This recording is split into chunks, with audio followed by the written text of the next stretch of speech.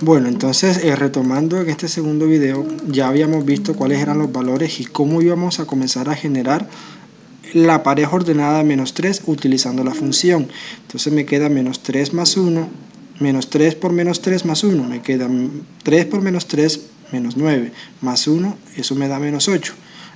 El 8 lo ubico, el menos 8 lo ubico aquí en esta columna. Ahora pruebo con el menos 2. 3 por menos 2 más 1, 3 por menos 2, menos 6, más 1, menos 5, y ubico el 5 en esta posición. El menos 1, 3 por menos 1 más 1, 3 por menos 1 menos 3, más 1 menos 2, ubico el menos 2 en esta posición. Ahora con el 0, 3 por 0, 0, más 1, 1, y ubico el 1 en esta posición.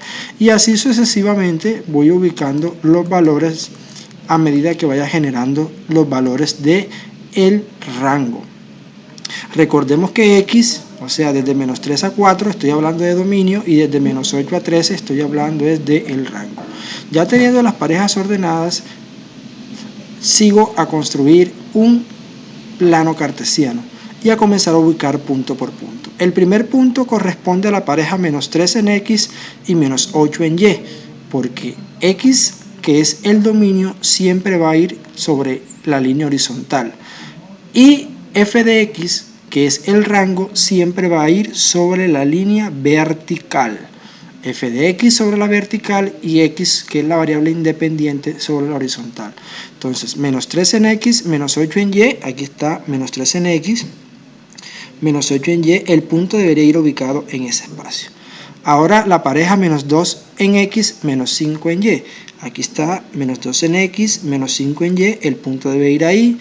Menos 1 en x, menos 2 en y, aquí está, menos 1 en x, menos 2 en y, aquí está el punto. 0 en x, 1 en y, quiere decir que debe estar aquí, 0 en x, 1 en y.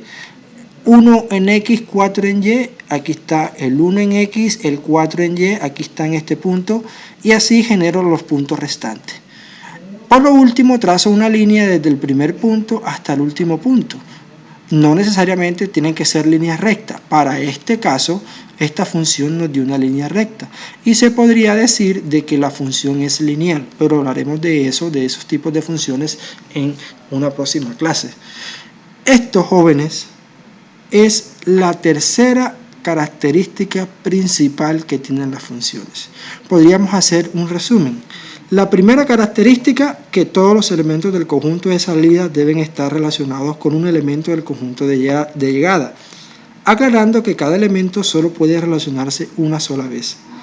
La segunda característica, que las funciones se pueden modelar, es decir, se pueden expresar mediante una ecuación matemática. Y por último, la tercera característica, también importante, es que todas las funciones se pueden graficar, o lo que es lo mismo, representar mediante un dibujo en el plano cartesiano. De esta manera queda representada esta gráfica para nuestros efectos, ¿verdad? Y hasta aquí podríamos decir que estaríamos ya cumpliendo dos objetivos que nos propusimos al principio, que era dar la definición de función y cómo se grafica una función. Ahora, ¿qué tipos de funciones hay? Bueno, vamos a hablar de tres tipos de funciones que se conocen. La primera como funciones inyectivas o uno a uno. Entonces vamos a mirar cuáles son ese tipo de funciones. Bien, en matemáticas una función es inyectiva si a elementos distintos del conjunto de salida, o sea del dominio, le corresponden elementos distintos al conjunto de llegada y tienen a lo sumo una anteimagen en X, o lo que es lo mismo, en el conjunto X no pueden haber dos o más elementos que tengan la misma imagen. Es decir, no puede ser que el 2, que está relacionado con la letra B, coincida con que el 3 también esté relacionado con la letra B. En la inyectiva o uno a uno no se puede dar.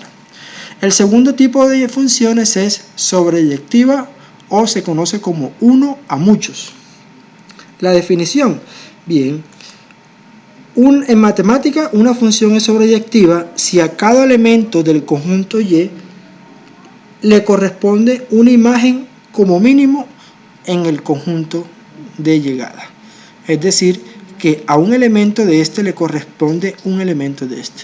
Eso sería una función sobreyectiva. No importa que el 3 esté relacionado con el C o el 4 con el C, sigue siendo una definición de función y se sigue cumpliendo. Aquí lo que tiene que ver es que todos los elementos del conjunto de salida le corresponda como mínimo un elemento del conjunto de llegada. Y por último están las funciones biyectivas. En matemática una función es biyectiva si al mismo tiempo es inyectiva y sobreyectiva. Es decir, si todos los elementos del conjunto de salida tienen una imagen distinta en el conjunto de llegada y a cada elemento del conjunto de llegada le corresponde un elemento del conjunto de salida. Es decir, esta inyectiva es que a cada elemento del conjunto de salida le corresponde un elemento del conjunto de llegada distinto y que no se repita.